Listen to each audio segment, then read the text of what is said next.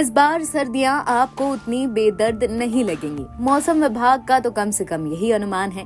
दिसंबर से फरवरी के लिए अपने आउटलुक में आईएमडी ने न्यूनतम तापमान सामान्य से ऊपर रहने का अनुमान जताया है, यानी अगले 3 महीने के दौरान दिन के समय सामान्य से ज्यादा गर्मी महसूस होगी। शुक्रवार को आईएमडी ने कहा कि शीतलहर वाले दिनों की संख्या भी नॉर्मल से कम रहेगी।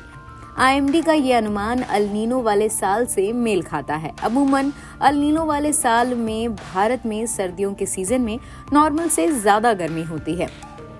आईएमडी ने कहा कि देश के अधिकांश हिस्सों में अधिकतम तापमान सामान्य से ऊपर रहने की संभावना है। हालांकि उत्तर पश्चिम और मध्य भारत के कुछ क्षेत्र में अच्छी खासी ठंड पड़ेगी। ये इलाके दिल्ली, दक्षिण हरियाणा के कुछ हिस्से, पश्चिम यूपी के साथ साथ दक्षिण और पूर्वी राजस्थान, एमपी के कुछ हिस्से, आंतरिक महाराष्ट्र और तेलंगाना, मतलब दिल्ली एनसीआर में रहने वाले लोगों को पिछले साल के मुकाबले ज्यादा बदलाव महसूस नहीं होगा। रात के समय पूरे देश में सामान्य से ज्यादा तापमान रहने का अनुमान आईएमडी ने लगाया है। अब एक बार ठंड की भविष्यवाणी जान लीजिए।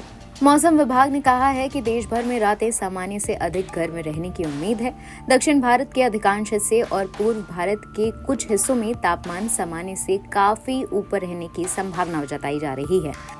आईएमडी ने कहा उत्तर, उत्तर पश्चिम, मध्य पूर्व और उत्तर पूर्वी हिस्सों में सामान्य से कम शीतलहर वाले दिन भी देखने को मिल सकते हैं। उत्तर भारत में शीतलहर यानी कोल्ड डे की स्थिति का मतलब कड़ाके की सर्दी होता है। आईएमडी की मौसमी पूर्वानुमान को अवधि के दौरान सामान्य ट्रेंड का संकेत माना जाता है, मतलब तापमान औसतन सामान्य से ऊपर रहने की उम्मीद है, मगर एक्सट्रीम वेदर इवेंट्स में पूरी तरह से इनकार कर दिया जाता है।